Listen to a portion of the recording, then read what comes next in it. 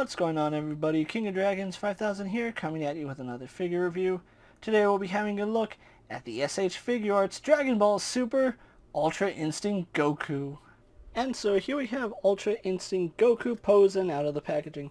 Before we take a look at the figure, let's actually take a look at what he comes with. Ultra Instinct Goku does come with 4 different faceplates. We do get the stoic expression which he has on him outside of the packaging. We have a stoic expression where he's looking off to the left. We of course do have an expression where he's gritting his teeth. We also do have the traditional Dragon Ball yelling face. He also does come with 4 pairs of hands. We do get a pair of fists. We get a pair of open palmed hands. We get a pair of style pose hands. And then we also do get a pair of hands for the Kamehameha. And speaking of which, Ultra Instinct Goku here does come with a Kamehameha charge effect, which looks really nice. Other than that, Goku here doesn't come with anything else. I don't know what more you would want to include with Ultra Instinct Goku. Maybe an Omen's head, but I prefer the Mastered Ultra Instinct head over the Omens. But anyway, with that out of the way, guys, his accessories are done, so let's have a closer look at the figure. And so here we have a closer look at Ultra Instinct Goku. Now, I'm just going to refer to him as Goku from here on out, because Ultra Instinct Goku, though fun to say, is going to get kind of repetitive in this review. So here we do have a look at Mastered Ultra Instinct Goku, and you can see, I really do like the way they did this figure. Goku here is a really nice addition to the Dragon Ball collection. Now, let's actually take a look at some of his details, because he does have some. You can see he does have all these nice scrape marks sculpted onto him, and that carries over throughout his body. There's scrapes and scratches all over him, and I do like that. The only problem is they're not painted. There's no detail on them, so you gotta just catch them in the right light, and they appear. I would have liked to see if they added like some hatch marks to it and made it so that those lines were a little more pronounced. That would have been nice. But overall, really do like the look of Goku here in his Mastered Ultra Instinct form. You can see Bandai went the route of giving him silver hair, which, I'm not going to lie, that was a really good decision by Bandai there, because it looks so nice, the way it catches the light and the way it reflects. I would have liked a little more shine in it, but personally that's just me. I'm not talking about having his hair chrome, that would be crazy, but maybe just a little more shine. But overall, happy with the decision Bandai made with making Ultra Instinct Goku's hair silver. That silver, of course, does carry over to his eyes and to his eyebrows, although his eyes are more of a gray than a silver.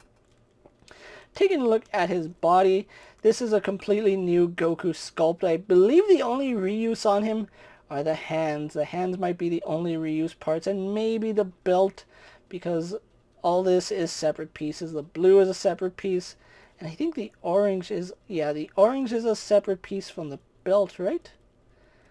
No, even the belt is a new piece, because the orange is attached to the belt, so only reuse on him is the hands and maybe the boots. The boots have some scraping on them, so everything on this figure, with the exception of his hands, is a completely new sculpt. Now, we do have Goku without his shirt. Later on in the Tournament of Power, Goku's attire gets more and more torn up, and to the point where his shirt gets ripped off. Really reminds me of old school Dragon Ball, where after every fight, Goku would have basically his shirt ripped off and his pants torn. So really glad that they went that route with Goku in his UI form. And again, just really loving all these scrapes and scratches. My only problem is that they're not highlighted. They're there. You can see them when you catch it in the right light, but under harsh lights, they're a little hard to see. Like I said, if you cast a shadow on them, they start to show up, but under bright lights, oh, they kind of disappear. And that's a little bit unfortunate, because it looks great. He looks battered and beat up, and I think highlighting those in a either tan or a black would have made him look even more beat up. I don't think a red would look as good, but that's neither here nor there. Taking a look at his wristbands, you can see Goku's wristbands right here. They're a little bit torn up, and I do like that they went that extra route of actually sculpting his wristbands having some wear and tear.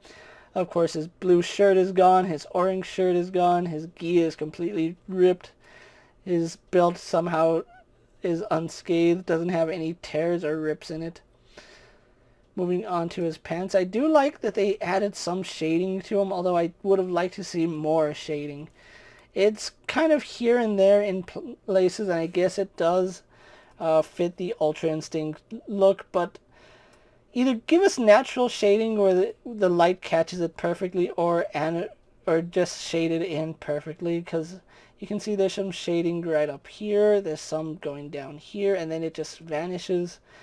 Like I said, give us natural shading like that, or don't do it, because I think that's a little bit, it looks kind of terrible, especially because we have some darker orange going down, but then it just pops up again down here.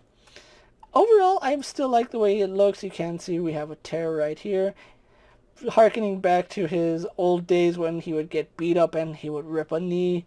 I really do like that. The boots, as you can see, are scuffed up. They're dark blue with the red line. And of course we do get his little knots right there. So overall, Goku here is a really nicely detailed figure, and I like what Bandai did with him.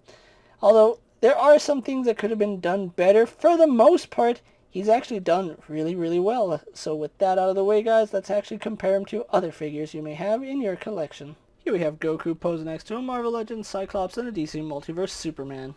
Here we have Goku posed next to a WWE Elite Scale figure and a Mezco 1/12 Collective Popeye the Sailor Man. Here we have Goku posed next to a Lightning Collection White Ranger and a Star Wars Black Series Mandalorian. And finally, here we have Ultra Instinct Goku posed next to a Saiyan Reza on Earth Goku and Jiren. So with the comparisons out of the way, let's actually move on to Goku's articulation. Now, he does have the standard SH Figuarts Dragon Ball articulation, which is a ball hinge in the head, which he can look up and down fairly well. I do like the range on it. If it was a double ball joint, it would work a little bit better, but we get really good range there. If you rotate the joint, he would get better side-to-side movement, and of course it does rotate left and right. We do have a little bit of a joint right here in his neck. It's not the best ball joint, but it does help him look up, and it does help him bury his head into his chest. He does have a butterfly joint, which only comes out to about that far. I kind of wish that it came out a little bit further, because that's not impressive reach at all, unfortunately. We do have a ball socket that pegs into the arm, so you can see his arm can drop down, go back up, and does somewhat move inside that joint. Arm does go out to the side all the way, no problem.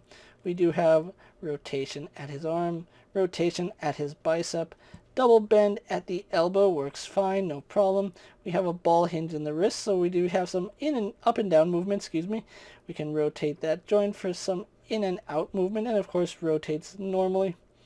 We do have, I believe, a single hinged ball joint here at his torso, and I think it's hinged because we can pop it up a little bit, and it does rotate very slightly. Most of your rotation is going to come at the bottom joint here, but you can see that does move back, as you can see inside Goku right there.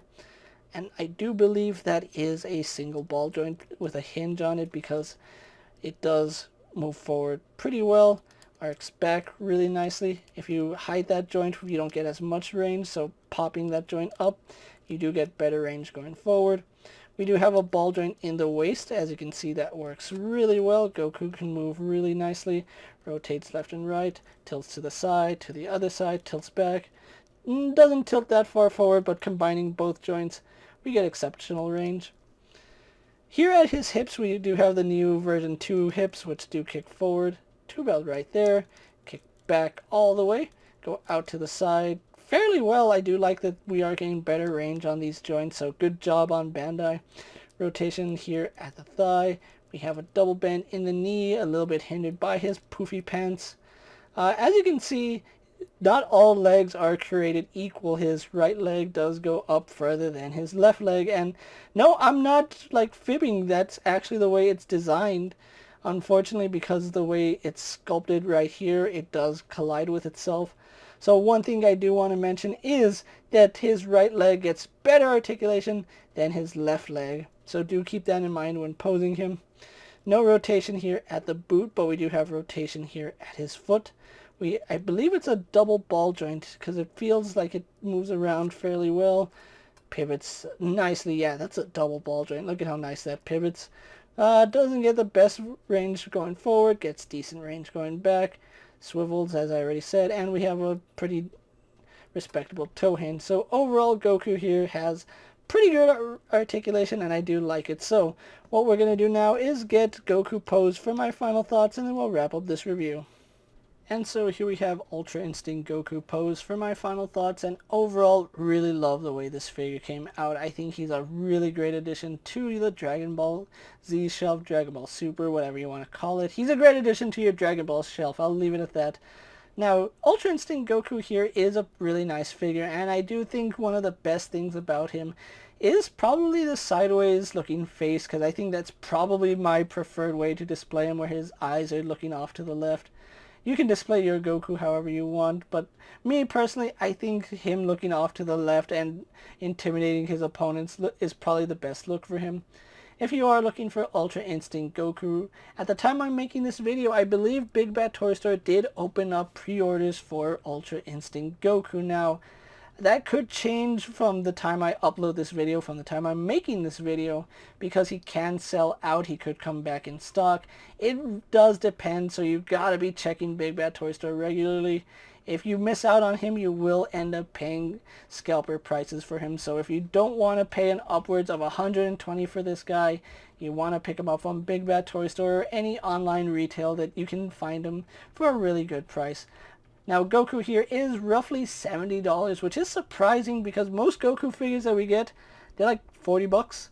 So he has a $40 increase, but I think the sculpt work on him is amazing. It's unique. It's something we have kind of seen in the Warrior Awakens Goku, but I think this is probably my favorite Goku figure I own, and I have several Goku figures, and that's a lot for me to say. I like a Goku figure because I'm a Vegeta guy personally.